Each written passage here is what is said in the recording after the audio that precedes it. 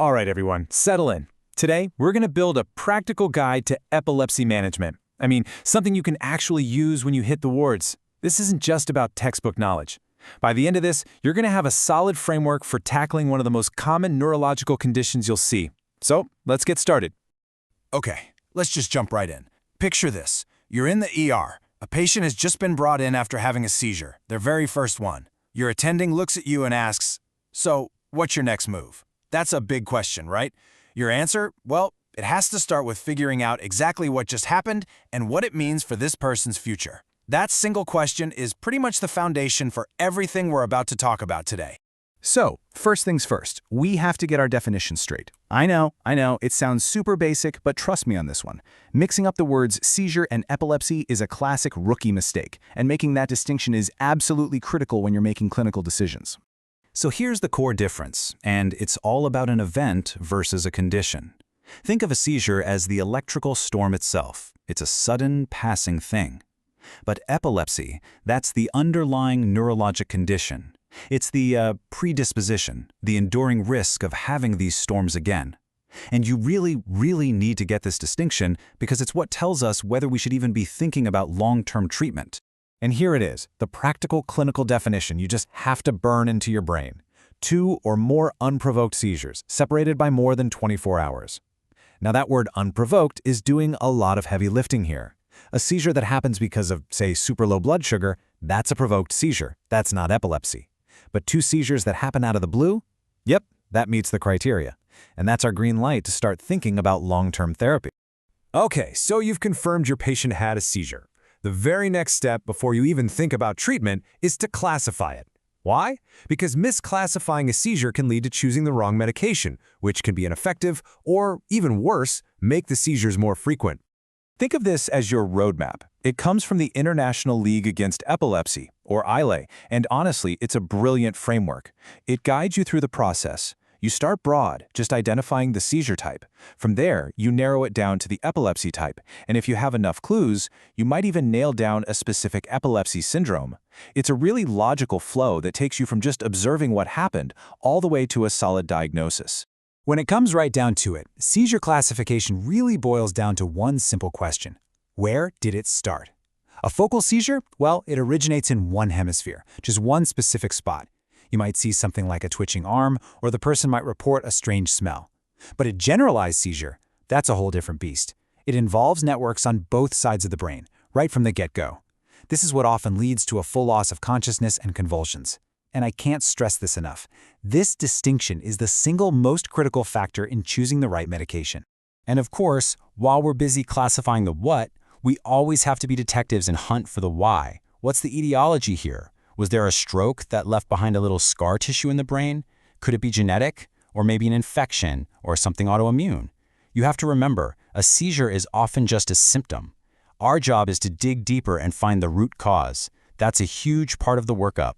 Now that we've got a handle on defining and classifying seizures, let's talk about treatment. Our main weapons in this fight are the anti-seizure medications, or ASMs. I want you to think of these like a specialized toolkit. You wouldn't use a hammer to saw a board, right? Same idea here.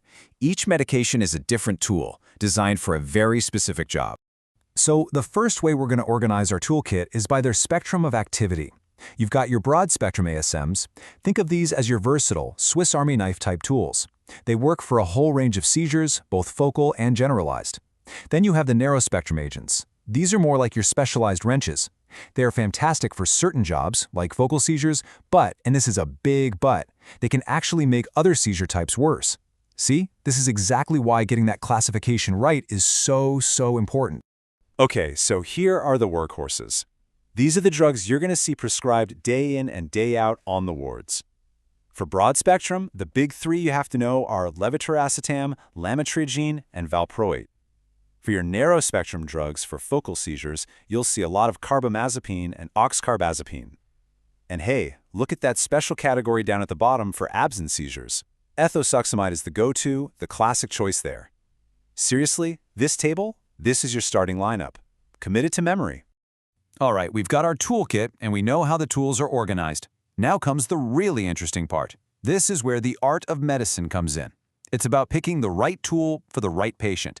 And believe me, it's a puzzle that's about way more than just the seizure type. You know, theory is great, we can talk about this stuff all day, but the real learning happens when you're with a patient. So let's make this real. Let's walk through a case together. Everyone, meet Katie. Her story is going to help us connect all these dots and put these concepts into actual practice. So, here's Katie's story. She's a 7-year-old girl, and her teacher started noticing that a few times a day, she just zones out. There are these staring spells. She'll stare blankly for maybe 10 seconds. Her eyelids might flutter a little, and then, boom, she's right back to normal, as if nothing happened. No falling, no shaking. If you were to look this up in a textbook, this is the absolute classic presentation of childhood absence epilepsy, which is a type of generalized epilepsy. Okay, so let's pause here. Think back to that toolkit we just looked at. You've correctly diagnosed Katie with childhood absence epilepsy. So which tool are you going to reach for first? What's the best first-line choice for her very specific kind of seizure?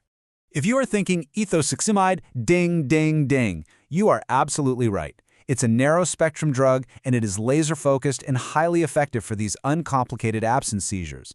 Plus, its side effect profile is pretty good in kids, which is a huge bonus. This is a perfect example of matching a very precise diagnosis to a highly specialized tool. Sure, a broad-spectrum drug might work, but ethosuximide is the targeted first-line therapy you want to go with.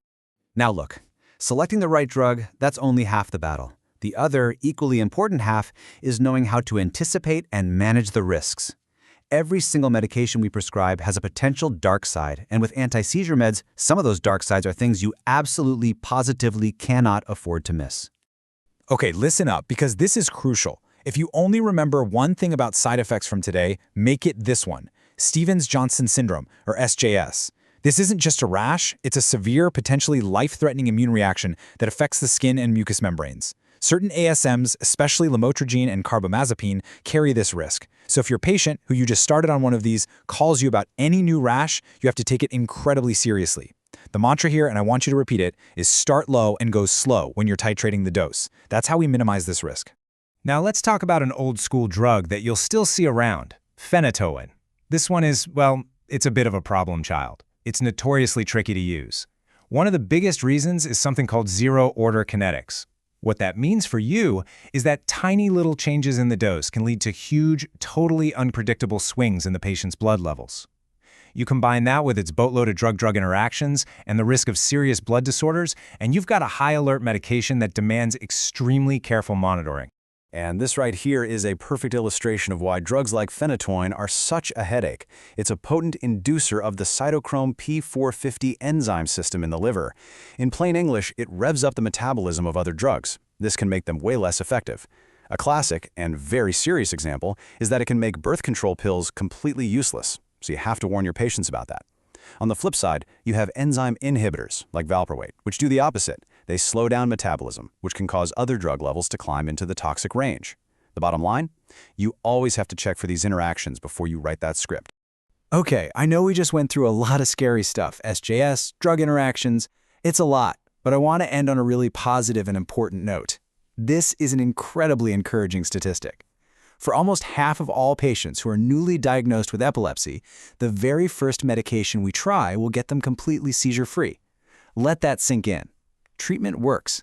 Our job is to be smart about it and get it right the first time.